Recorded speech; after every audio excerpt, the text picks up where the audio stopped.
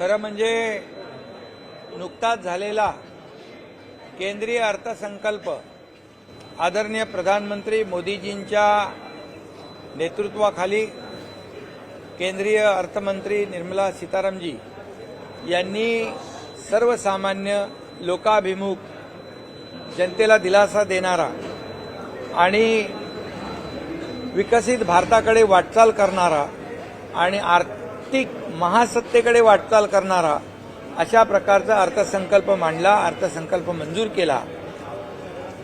तेव्हाही विरोधकांनी अशीच टीका केली, परंतु त्यांना टीका आणि आरोप याशिवाय दुसरं काही काम उरलेलं नाही। आणि म्हणून जसं केंद्राचा अर्थसंकल्प सर्वसामान्यांसाठी लोकाभिमुख आणि शाश्वत जनतेला दिलासा देणारा, मध्यमवर्गीय सर्वसामान्य कुटुंबियांना कराच्या ओझ्यातून बाहेर काढणारा, 12 लाखापर्यंतच्या उत्पन्नाला इन्कम टॅक्स फ्री करणारा, आणि मी त्याच्यामध्ये डिटेलमध्ये जात नाही, मी अगोदर बोललोय, आणि अशा अर्थसंकल्पावर देखील विरोधकांनी आरोप केला। आता मुंबई महापालिकेचा अर्थसंकल्प आज झाला। कुठली करवाढ, दरवाढ आणि भुर्दंड मुक्त अशा प्रकारचा अर्थसंकल्प आहे। कुठलाही करवाढ नाही, शुल्कवाढ नाही, दरवाढ नाही आणि कुठलाही भुर्दंड नाही, अशा प्रकारचा लोकाभिमुख सर्वसामान्य मुंबईकरांना दिलासा देणारा हा अर्थसंकल्प आहे। 74,427 कोटीचा आहे आणि गेल्या वर्षापेक्षा हा 14.19% जास्त आहे, म्हणजे 9,000 कोटीने जास्त आहे। याचा अर्थ मुंबई वेगाने कात टाकते आहे, मुंबई वेगाने विकसित होते आहे। मला आठवतं आहे की मी जेव्हा मुख्यमंत्री झालो तेव्हा मी आणि देवेंद्रजींनी, आम्ही दोघांनी मुंबई महापालिका आयुक्तांना सूचना दिल्या की गेले अनेक वर्ष मुंबईकरांचा खड्ड्यातून होणारा प्रवास कधी बंद होणार, आणि तो बंद करण्याच्या सूचना दिल्यानंतर 2 फेजमध्ये, पहिला फेज दुसरा फेजमध्ये आम्ही अख्ख्या मुंबई शहरातले रस्ते कॉन्क्रिटीकरण करण्याचा निर्णय घेतला। आतापर्यंत दरवर्षी रिपेअर करायचे, त्या डांबरातून पांढऱ्यातून काळं हे करून जवळपास 3,000 कोटी आतापर्यंत फक्त रिपेअरवर खर्च केले। हे जनतेचा पैसा हा कुणाच्या घशात गेला, कुणाच्या खिशात गेला हे आपल्याला माहित आहे। आणि म्हणून आत्ता पुढच्या दोन्ही फेज आपले सिमेंट कॉन्क्रीटच्या रस्त्यांचे सुरू आहेत।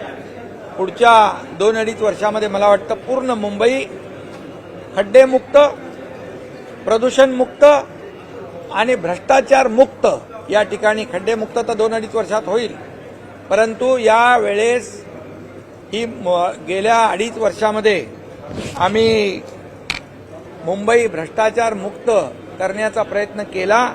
म्हणून खऱ्या अर्थाने विकास कामावर 43,000 कोटी रुपये आज खर्च होत आहे। पूर्वी कॅपिटल एक्सपेंडिचर हे 25% होतं, ते आता 58% आहे। म्हणजे विकास कामावर जादा खर्च करणारी ही मुंबई महापालिका एवढ्या मोठ्या प्रमाणावर देशातली पहिली महापालिका आहे। आणि म्हणून हे बजेट जे आहे विद्यार्थी, चाकरमानी, गरीब, कष्टकरी, महिला, उद्योजक यांच्यासाठी दिलासा देणार आहे, सर्वसामान्यांना दिलासा देणार आहे। याच्यामध्ये आरोग्याची काळजी घेतली आहे, शिक्षणाची काळजी घेतली आहे, यामध्ये पर्यावरणाची काळजी घेतलेली आहे। त्यामुळे खऱ्या अर्थानं आत्ता जेव्हा जसं आदरणीय प्रधानमंत्री मोदीजी मुंबईत म्हणाले होते की मुंबई आपली जी आहे ती देशाचं फिनटेक हब होईल, म्हणून ही ग्लोबल मुंबई आता देशाचं फिनटेक हब बनण्याच्या दृष्टीने वाटचाल करते आहे। हे आपल्यासाठी खूप चांगलं आहे। आणि म्हणून यावेळेस उत्पन्नामध्ये 7,000 कोटींनी भर पडली, म्हणजे भ्रष्टाचार बंद झाला म्हणून उत्पन्नात 7,000 कोटीचा भर आणि खर्चामध्ये देखील वाढ झाली. आणि म्हणूनच जे लोक मुंबईला सोन्याची अंडी देणारी कोंबडी समजत होते, जे लोक यापूर्वी मुंबईला सोन्याची अंडी देणारी कोंबडी समजत होते, त्यांना आता कळलं की काय विकास होऊ शकतो, कसा विकास होऊ शकतो, हे 2.5 वर्षामध्ये आम्ही दाखवून दिलेलं आहे. आणि म्हणून या 2.5 वर्षामध्ये तुम्ही बघा, या मुंबईचं खऱ्या अर्थाने मुंबईमध्ये रस्ते काँक्रीटचे होत आहेत, मुंबईचं ब्युटिफिकेशन होतं आहे, बाळासाहेब ठाकरे आपला दवाखाना आपण सुरू केला आहे, कोस्टल हायवे सुरू केला आहे. या ठिकाणी अनेक रस्त्यांचे वाहतूक कोंडी दूर करण्यासाठी देखील याच्यामध्ये प्रावधान केलेलं आहे. मुंबईची वाहतूक कोंडी दूर झाली पाहिजे, मुंबईमध्ये ग्रीन कव्हर वाढलं पाहिजे. त्या ठिकाणी मोठ्या प्रमाणावर जी उद्यानं आहेत, या उद्यानाचं देखील एकत्रित त्याचं सुशोभीकरण, त्याचं परमनंट मेंटेनन्स, लोकांना त्या गार्डन 1,000 पेक्षा जास्त उद्यानं आहेत आणि म्हणून ही गार्डन सिटी देखील म्हणून ओळखू आपण त्याची ओळख निर्माण होऊ शकते. आणि म्हणून त्यासाठी देखील पैसे ठेवलेत. आज KM हॉस्पिटलमध्ये देखील एक रुग्णांसाठी आयुष्मान शताब्दी टॉवर आपण उभा करतोय, त्याच्यासाठी पैसे ठेवलेत. 0 प्रिस्क्रिप्शन काही प्रमाणामध्ये सुरू झालंय, परंतु मी आयुक्तांना सांगितलंय 100% 0 प्रिस्क्रिप्शन सुरू झालं पाहिजे. त्याचबरोबर मुंबईकरांचं हेल्थ चांगलं असावं, सुदृढ असावं म्हणून हेल्थ चेकअप करण्याचा एक ड्राईव्ह मुंबई महापालिका घेणार आहे. आणि याबरोबर मुंबईला एक मोठं 300 एकराचं मोठं गार्डन सेंट्रल पार्क या ठिकाणी मुंबई महापालिका देईल. कारण 120 एकर आम्ही जागा महालक्ष्मी रेस्कोर्सची घेतली आणि 175 एकर जागा ही कोस्टल हायवेची आहे. असं 300 एकराचं अंडरग्राऊंड म्हणजे सबवेने हे गार्डन जोडलं जाणार आहे. त्याचबरोबर लंडनच्या धर्तीवर, लंडन आयच्या धर्तीवर मुंबई आहे, हा देखील या ठिकाणी उभा करण्याचा या बजेटमध्ये त्यांनी मानस केलेला आहे. आणि म्हणून त्याचबरोबर कोळीवाड्यांचा विकास 25 कोटी रुपये कोळीवाड्याच्या विकासासाठी ठेवलेले आहेत. आणि त्याचबरोबर सर्व क्षेत्रासाठी विकासाला चालना देण्यासाठी या ठिकाणी मुंबई महापालिका सज्ज आहे. देशातलं मुंबई हे शहर आपली आर्थिक राजधानी तर आहेत, जगातले पर्यटक इकडे येतात आणि म्हणून देशामध्ये नंबर 1चं मुंबई शहर होऊ घातलेलं आहे. त्याची वाटचाल सुरू झालेली आहे. आणि म्हणूनच यावेळेचा अर्थसंकल्प अतिशय महत्त्वाचा आहे. आणि म्हणून मुंबईचे आयुक्त भूषण गगराणी, अतिरिक्त आयुक्त अभिजित बांगर आणि त्यांचे सर्व इतर आयुक्त, अतिरिक्त आयुक्त, उपायुक्त आणि सगळ्या टीमचं मनापासून मी अभिनंदन करतो. हा अर्थसंकल्प हा लोकाभिमुख आहे, सर्वसामान्यांना दिलासा देणारा आहे आणि मुंबईचा विकास करणारा आहे. 2026 पर्यंत सर्व रस्ते काँक्रिटीकरणाचं अंतिम आश्वासन देण्यात आलेलं आहे. सर्व रस्ते जे आहेत मी आताच सांगितलं की 2 फेजमध्ये आपण रस्ते करतोय. रस्त्यांची कामं युद्ध पातळीवर सुरू आहेत आणि पुढच्या मला वाटतं 2 वर्षामध्ये संपूर्ण मुंबई खड्डेमुक्त होईल. आणि तुम्ही काय म्हणाला?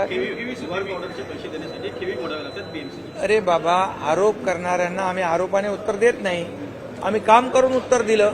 आणि म्हणून तर यावेळेस 7,000 कोटी रुपये या ठिकाणी उत्पन्नात भर पडली, 7,000 कोटी रुपयांची.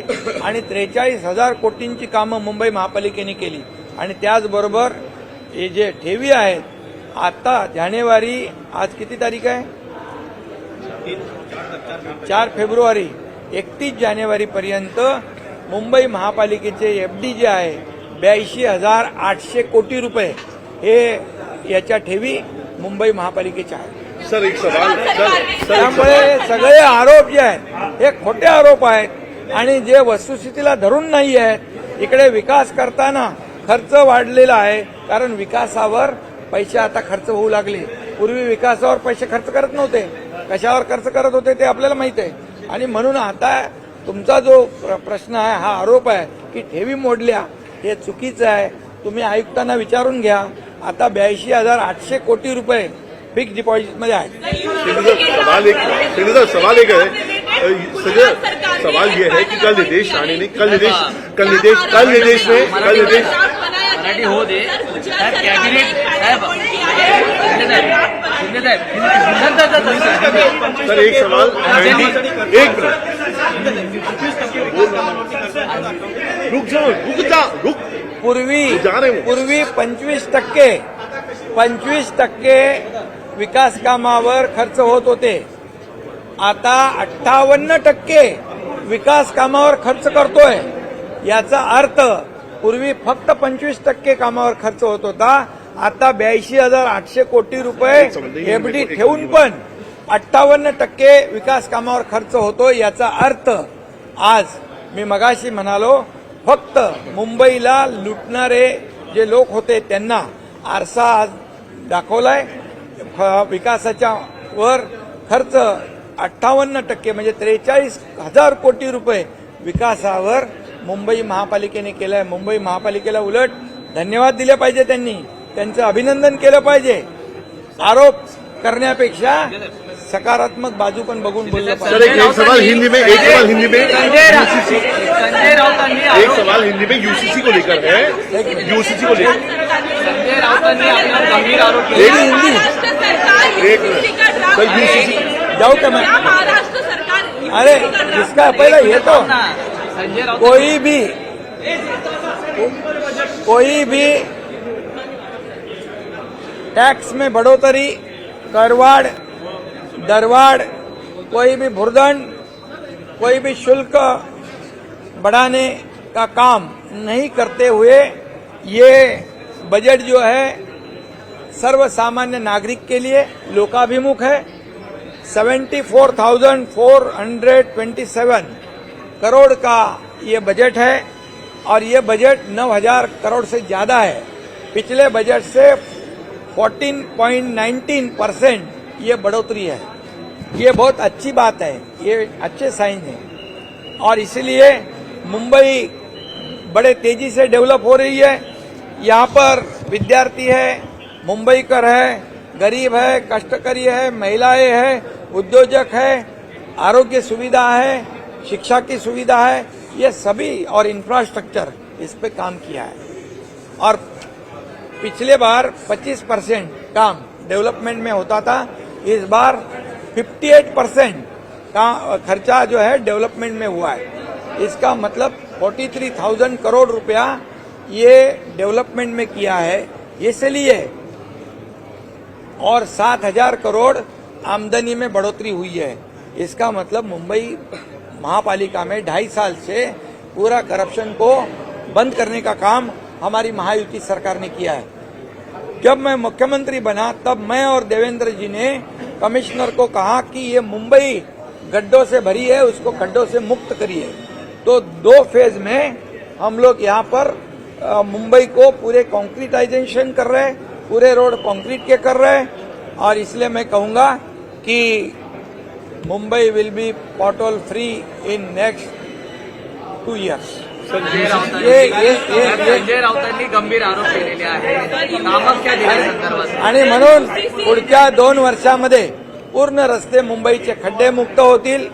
आणि त्याचबरोबर मुंबई आम्हाला प्रदूषण मुक्त करायची आहे, खड्डे मुक्त करायची आहे आणि भ्रष्टाचार मुक्त मुंबई या ठिकाणी आम्हाला करायची आहे. आणि म्हणून त्याचं हे पहिलं पाऊल आहे.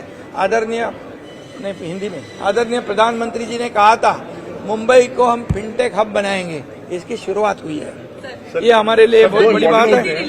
और इसीलिए मुंबई देश में डेवलपमेंट में नंबर 1 शहर बनेगा.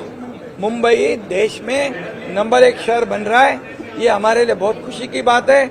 ये अभी पूछो क्या है. सर 2 सवाल हैं. आरोप विरोधी दो सवाल विपक्ष एक पैनल अपॉइंट किया है. विपक्ष कह रहा है कि बैलेंस शीट कम होती जा रही है, जिसका खर्चा जो है विकास काम पे किया. विपक्ष को मेरा इतना ही कहना है कि सिर्फ आरोप मत लगाओ. वो तो मुंबई को सोने के अंडे देने वाली मुर्गी समझ रहे थे, लेकिन हमारे महायुति सरकार ने करके दिखाया है। 7,000 करोड़ की आमदनी बढ़ाई है, 25% कैपिटल एक्सपेंडिचर से 58% पे गए हैं, और कोई भी एफडी अभी भी आज आप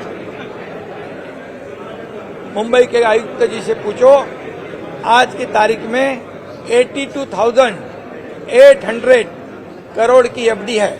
सर दो सवाल है। पहला सवाल है, संजय राउत ने पहले वर्षा बंगले को लेकर सवाल खड़े किए थे, और उसके बाद अभी कामाख्या में आप लोग गए थे गुवाहाटी में, उसको लेकर भी बड़े गंभीर आरोप आपके पास आपने सुने होंगे। क्या रिएक्शन है आपका? पहला वही सवाल, कामाख्या को लेकर, वर्षा बंगले को लेकर बहुत गंभीर आरोप आपके ऊपर।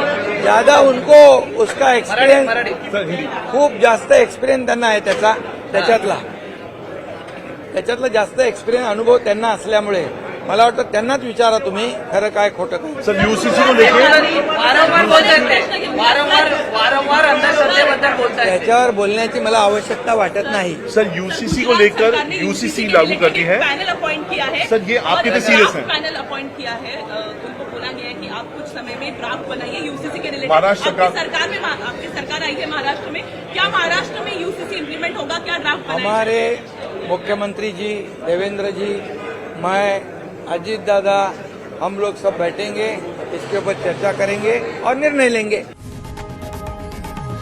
लोकशाही मराठी ऐका, पहा, जागरूक रहा।